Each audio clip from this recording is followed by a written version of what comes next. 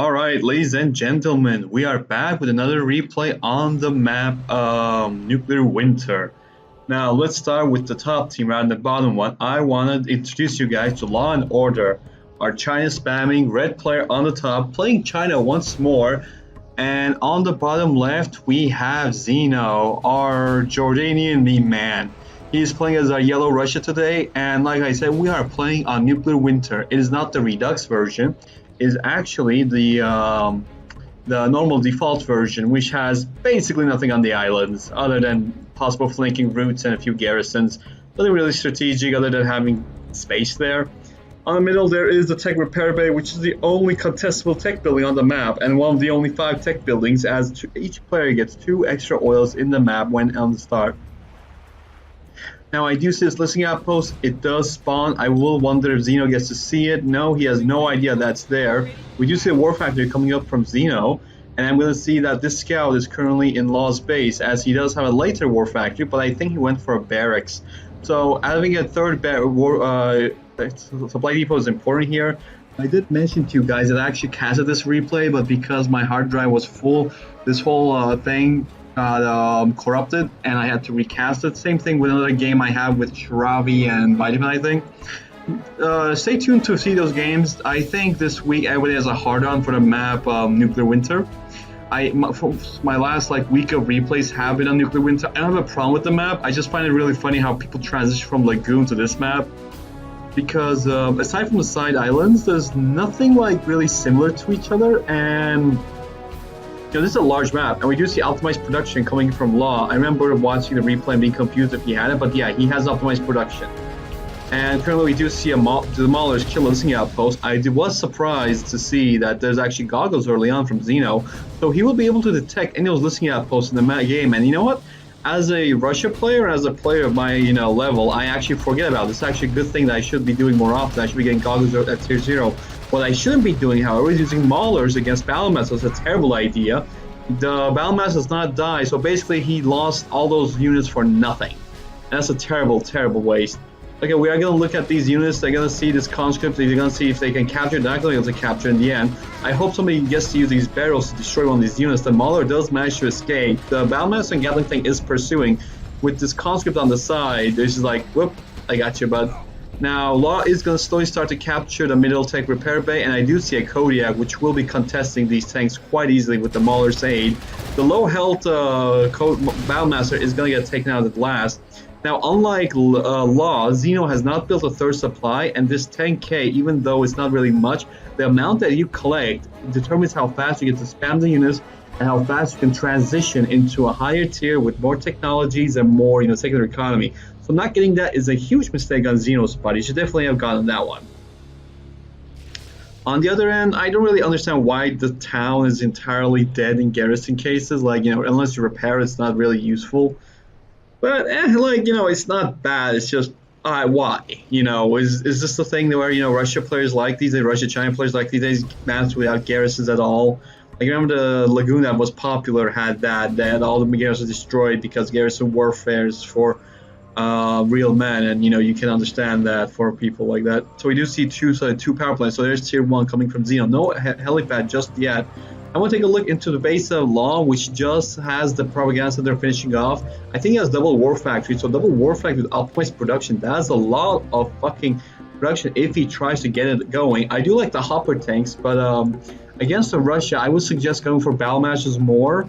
Hoppers are more about flanking, scouting, seeing the positions to maneuver. That's what's more important. Now I'm going to see that this scout thing is going to take this guy out, and we are going to see this conscript trying to take the tech repair bay. Is he going to contest this? Law? Come on. It's one conscript, Law. Come on. Just one gat.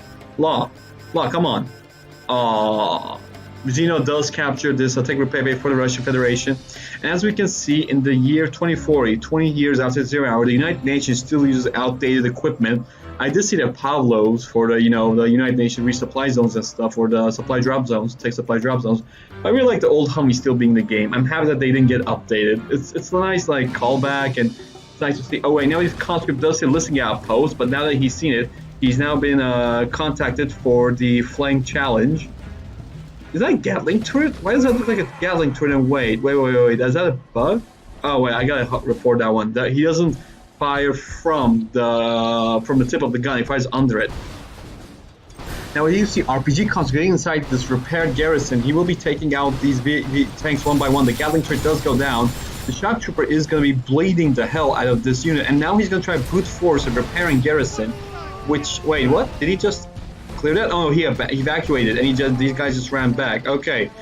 He did see the flame troopers, which is, I guess, a decent idea, but this garrison is currently at low health. He could just the shock trooper to attack this. Shock trooper, just attack this. Just low to low health. Come on, just don't lose your guys for nothing.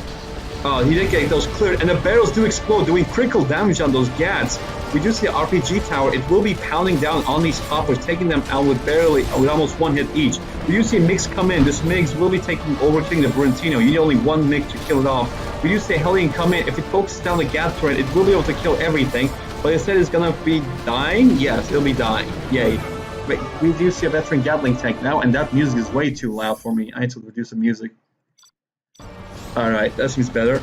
Now, one thing that you guys have maybe most from mini-map is that, let's pause this for a second, that Law currently has two of these garrisons with one conscript each, which is pretty cute if you consider it, given the vision, and that the islands are the most surprised areas of the map. You know, you don't expect a surprise from Russia. It's pretty nice to see. Now, this missile will be hitting on that, but with the ECM tank, those Hellions' potential burst damage is going to be highly deflected, so he should be careful, and he should not throw them into a... Yeah, that's not how you use Hellion, Xeno. Oh boy. Wait, we're going to crash on top of the Heli tanks. I'm glad that, you know, the crash don't do a lot of damage. I remember losing scaffolds over, so they do like a damage or one damage or something. That MiG did fly over there for some reason, but I'm not sure why, but it did go into reload. Now we're going to see a nice amount of Kodiaks build up in the bottom with some shock troopers and a shock bombardier and two shock bombardiers. I don't remember this animation. It's like a Boris animation with the gun. I don't remember. I hear Muller somewhere. Oh, the Muller is going to be taking out the listen gap pulse. It's going to basically limit the vision of Xeno. He did get to throw a recon missile, so Xeno does have a good amount of vision for the base of Red. For Law, and I do say that Xeno can still see that he's at tier 2 right now. You can see all this power production and technology.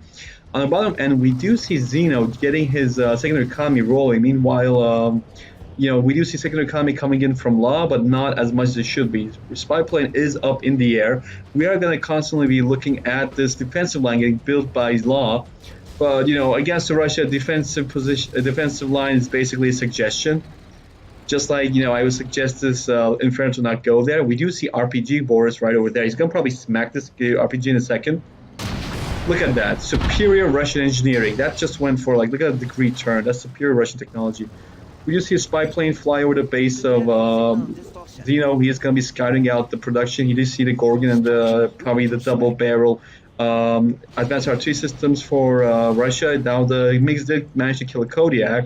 But, you know, if I had the vision, I'd kill the MTPs, I mean, the Badgers, the Mauler, the Gorgon. That would be, like, juicier targets.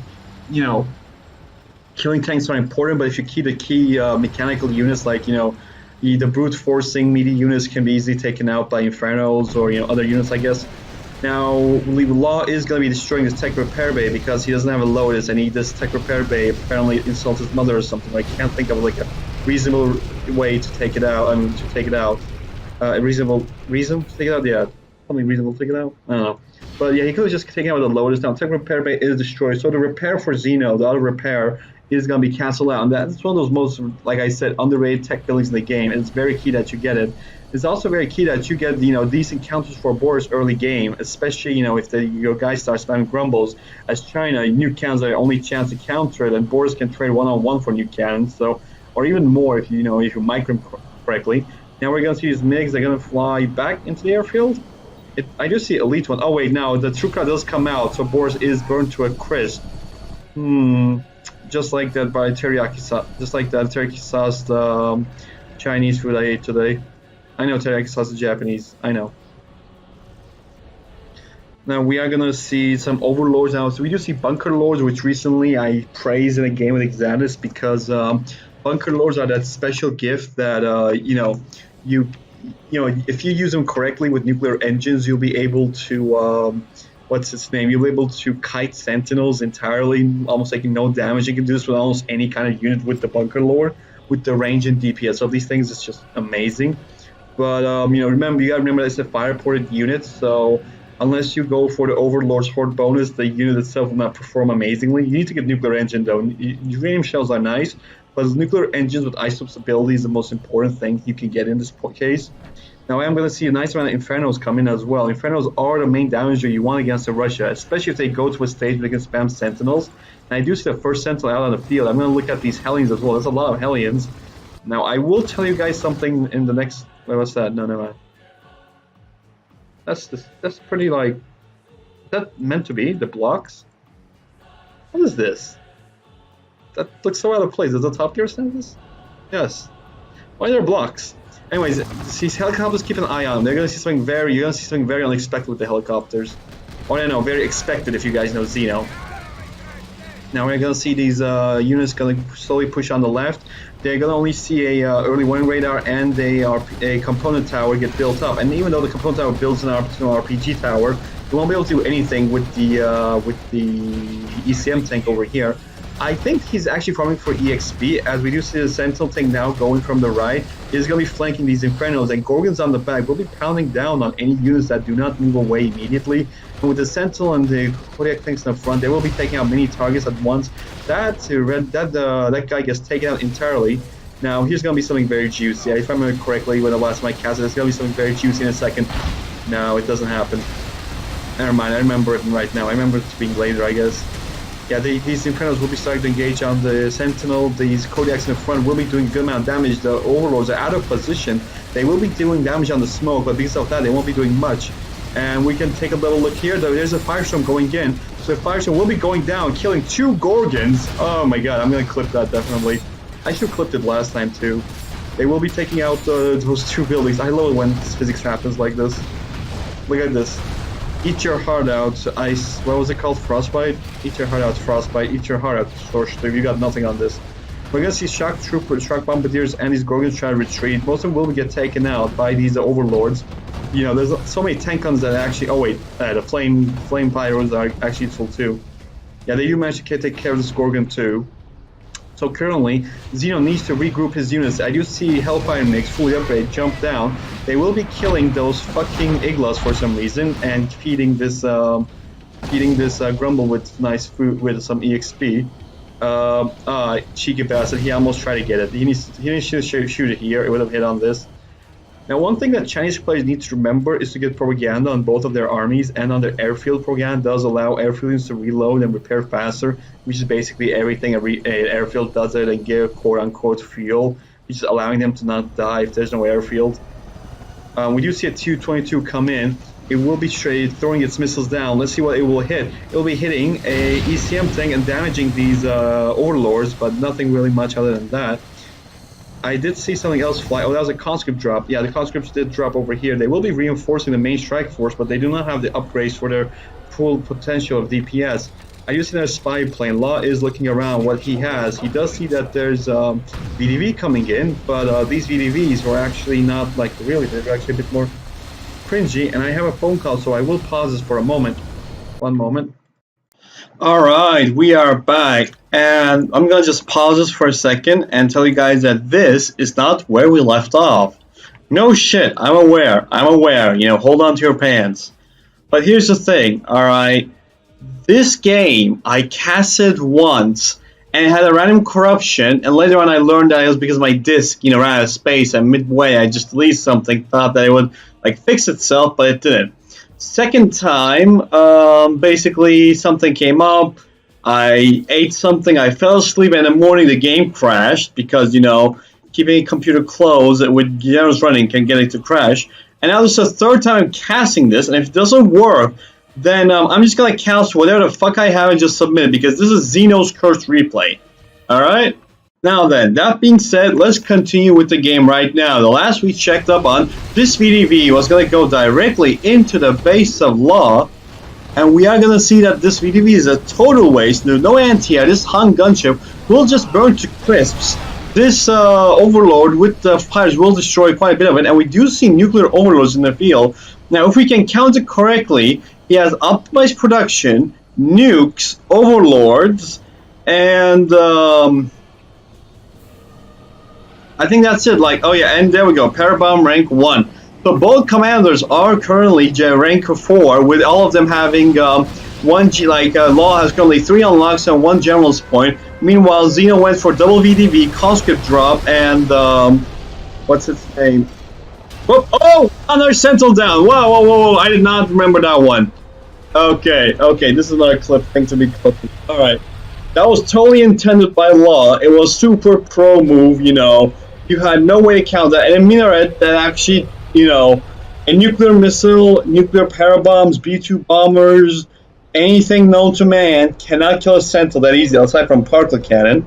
But, you know, this minarets, oh boy, you know, this minaret, you don't know what they're made out of, man. Poof.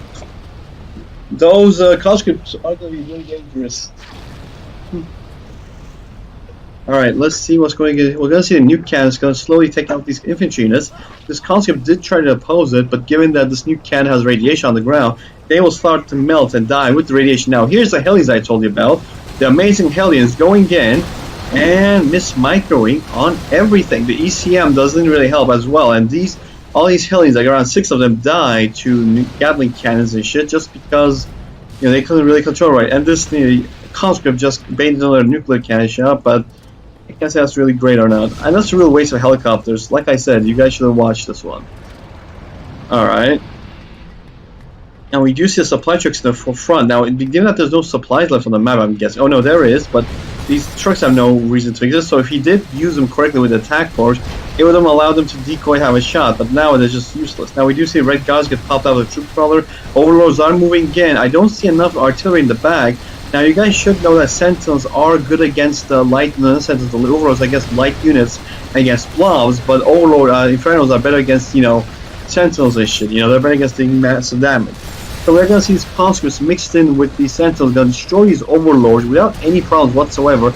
These Overlords still don't have a nuclear engine upgrade, so they will get chased down. We do see a conscript job come in, and they will be dropping down on these units.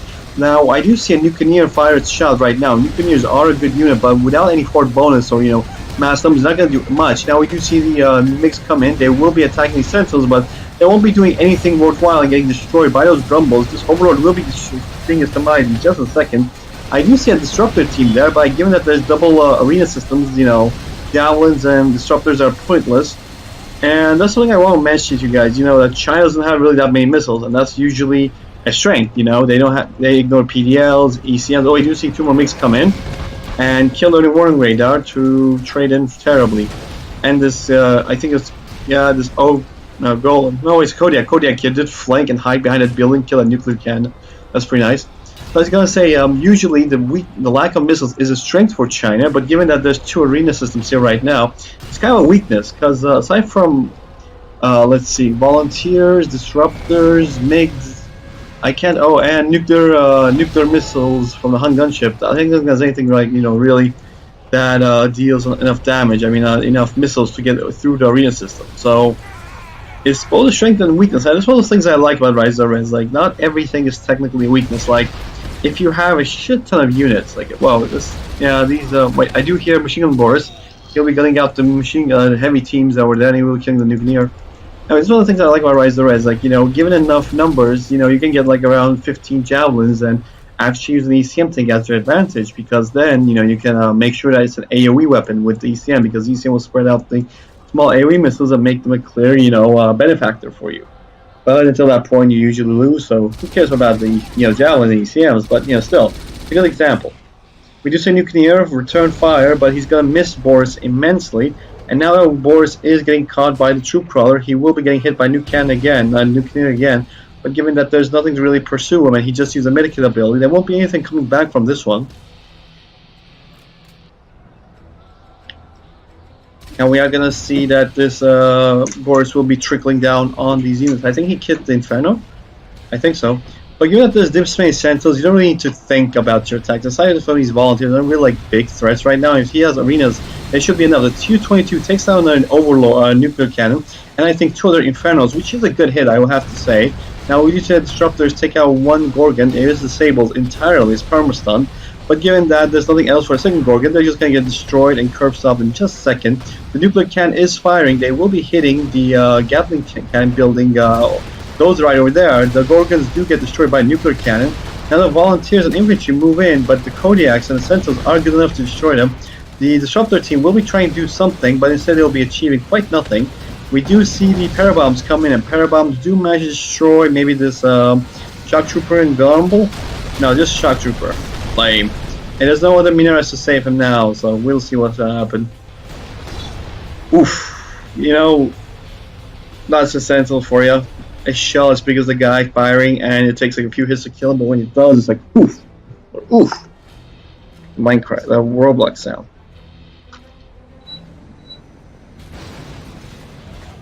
Wait, what's that? Oh, I do see EMP shot, and I do see black napalm parabombs getting dropped in no, not parabombs, the napalm strike, and the EMP going in. It will be doing a direct hit, and it will be burning the army, sprinkling off some of the pepper on top that Xeno added. Xeno added some VDV for the VDV drop, for the napalm strike, I mean.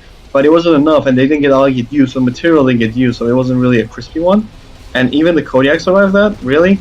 Even Kodiak survived that now? Oh wait, we do see a White Swan. Is it going to be retaliation for that General's Power Strike? And yeah, we'll be fine. Will it be able to stop it? No, it will be destroying absolutely nothing. Like one tower, one bunker that was empty, one galley cannon. You know what, maybe one tank, one twin fang? Who cares? The new cannon does manage to fire on there, but given the amount of Sentinels right now, this is a critical mass. And like I mentioned to you guys before, Overlords are best used in hordes unless you have like war propaganda used. I think he does have war propaganda actually. But my point is that nuclear engines and horde bonus is key for Overlords. If you're not going to use bunker lords when you try to kite them, then you should definitely get them in groups of 5 because horde bonus does, you know, determine how much DPS they get to output. That's very important for a Chinese player. Only a few units don't get benefit from horde bonus. I guess nuclear cannons, troop plugs, they have no guns, and ECM tanks, I think, yeah, they don't have anything. Oh, we do see the Black Bear though. Yeah, nobody but them. I do hear Grumbles flying in right now. What's going on? Oh, MiGs getting suicide to their deaths? Cool. And, you know, even though Hunter changes the radar to warning outpost size, you can still see it actually, you know, defending against some shots. But it's better than before, so I'm not going to really complain about it. The Grumble does manage to go down to Infernos, but on the bottom right end, we do see the Sentinels pouring in with the Black Bear. These always, like, just watch and say, dude, you know, just play dead. Let's just not fuck with them. That'll be the best thing ever, you know, and we're gonna see these Gatling tourists try their best because they're automated stupid little robots. And these Sentinels will be destroying and obliterating these Overlords as they do not stop to engage and just move in. I think even if there's an attack move, they will be doing this. The Gatling turret will be starting to pick off, tickle at least, or, you know, annoy this Sentinel tank, which will get destroyed in just a second. 3 EXP for Boris. We do see the Disruptor team go in, and we do see more heavy tanks coming in from the left. The nuclear cannon does get destroyed again by the Gorgons, and we do see that this Sentinel is elite right now. It is not having any mercy upon these units, and we do see that this Black Bear is gonna just slowly go in, like with a just waiting from a door, like a shotgun to bring these guys come pick the file and get destroyed one by one. It is taking critical amount of damage. He should definitely just short ability. He definitely do something. Nope, he's gonna just let it be AFK and have a rank 3 heroic tank hunter. That tank hunter is the line of legends right now. Now we do see a heroic Sentinel trying to pretend to be a Black Bear, so let's just call him a Brown Bear. Yeah, does that sound stupid, guys? Brown Bear. Yeah, it sounds familiar to somebody though, doesn't it? Anywho, we do see a new cannon dealing a lot of damage. We're gonna see Hellfire MiGs go in. I'm not really sure if Hellfire MiGs or normal MiGs are the better choice against heavy tanks. I'm gonna say that I prefer normal MiGs unless it's arenas because you know, you can't really like see the direct hits for I don't know, moving units, I guess. I prefer missiles. But wait, one could make the argument that, oh, there's a conscript job, by the way, that will be trickling down on infantry, but the Hellfire MiGs will be doing a firestorm, killing all those conscripts in just a blast. Anyways, given that the Hellfire MiGs use bombs, they're not going to get affected by arena at all, so I think that might be better. We're going to see these Overlords and this Disruptor team try to do their best, but given that this Overlord is all alone and these tank hunters won't be able to do much. Oh, we do see the Han gunships come in. They will be having the napalm upgrade on them. I'm not sure why. The Tu-22 does get used, and it was able to kill off the 60% airfield. And given that the Law is a cheapskate, he doesn't build a second airfield by now. Does he? No, he's not a second airfield. So now that he's got his aircraft will be taking damage and will be getting destroyed just soon because he didn't spare another $1,000. EMP strike is coming down. We do see that airfield getting built, but a little too late. EMP's going up there too. But in the meantime, I want to see where this EMP is going. The EMP is going to fall down and take disable a few Gorgons, like the Wolverines, the Gorgons with 2 Sentinels. I don't really think it's a big idea. And I thought the VDV dropped. Oh, the video dropped over here. Never mind. Okay. Like I said, I cast this replay like 2 times already. It's the 3rd time, so I kind of like expect stuff. RPG VDV. You know, I don't care what people say, missile defenders or RPG conscripts. I think these guys are literally the best missile dudes in the game. Like that's like air. But oh, wait, Boris got killed by that? Oof. Well, you know, this general unlock unit is the best counter Boris that China has right now because minigunners are anyways.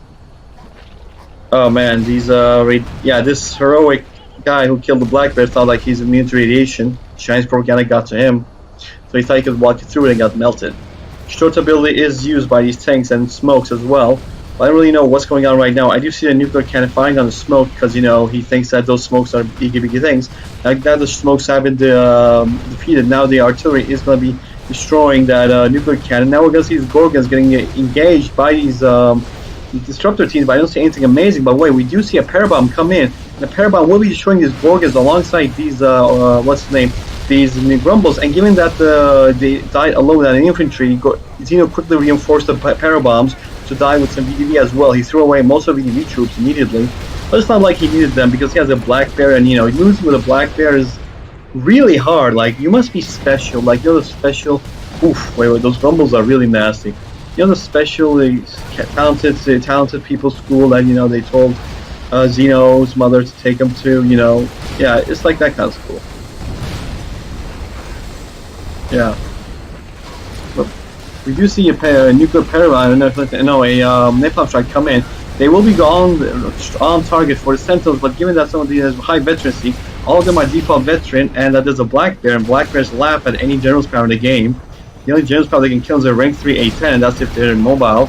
So given that they're nearly immortal, the Black Bear will be finishing off his aircraft with ease in just a second with the Warden missile palace, and with the aircraft there, there's no way to really stop them. We do see a bunch of disruptor teams and tank hunters getting built, but even if they had, you know, like no thermobaric shots or something, like I said, the disruptors will be cast out. If there's 2 or more arena systems, they can count like 3 or 4. The White Swan does go in. It's probably going to drop in the middle of nowhere. Yes, it's going to kill a dozer, or airfield, and a Gatling turret. This is the game of terrible rank 5 generals power strikes, I think, and the game of minarets destroying the tanks that, you know, normal weapons can't. You know, we should definitely have like a B1 bomber just drop minarets at this point, like 4 or 5 minarets, buildings, just drop the buildings. I mean, in Zera we did have like, you know, Auroras that drop concrete bombs, chunks of concrete bombs that look like badminton birdies. So why not add buildings to it, I guess. Nuclears will be tickling these Sentinels, given that they do explosion damage, I think, and Sentinels do get benefit from ERA armor, which has something explosion. Pretty much a joke, not to mention that the DPS and damage is not really like something you could praise anyways. We are going to see these tanks go in. I do remember this scene that did infuriate me, so I will be showing it to you in a second. I'm going to take this time to go back and look at Xeno's base of 33k. So, and meanwhile, Law's at 17k, but you know, as much as it sounds nice, 33k is bigger than 17k. Biggest true, I know, biggest true. Now we are going to see this fully heroic Sentinel just sit here, and it will probably be waiting in front of the barracks right over here. You can see the disruptor teams being basically useless at this point. There's a nuclear cannon out on the field, and these nuclears are tickling these units, but we do see the VDV drop coming in, so they will be reinforcing them with a nice amount of reinforcements. Now we are going to see the EMP coming in. They will be saving the Wolverines, and the troop car with the Gat turret will try to take out the VDV that's now under radiation. We are going to see a nuke cannon slowly pick off all these units off, and given that, like I said, there's an EMP strike on them, and now that these disruptors can actually hold that EMP, like they can permalock those units, these Black Bear and the Sentinels will be taken out as much as veterans as they have. It's really a waste, and they will be taken out in just a second. I will say that I didn't expect Xeno to go for Gauss cannons, because, you know, if you're going to spam golems, why wouldn't you get Gauss? What's the point? The Sentinel doesn't actually kill the Internet Center. Now he's going to be killing infantry in one hit. Oh wait, he died. Never mind. The T-22, the strike does come in. It does actually clean up some few more hackers. That will be doing a good amount of damage. And we're going to see these golems going to engage these hackers under the Gatling turret fire. But even though if it didn't use the short ability, it will be doing it. You know, it wouldn't be doing anything to it anyways. So we're going to see this line of Gorgons and Golems go in with the Sentinels in the back, and we are going to see Law calling the GG. But honestly, like at this point, unless you out eco Russia, which is what China should have done, there's nothing you can do to beat this. And at the same time, generally, it's better to spam small units. Like spam like 10 Battlemasters than get like what would it be, seven and a half, like $700, 745K. Like getting 3 Sentinels or 10 Battlemasters. 10 Battlemasters would always be better. All right, you guys should keep that in mind.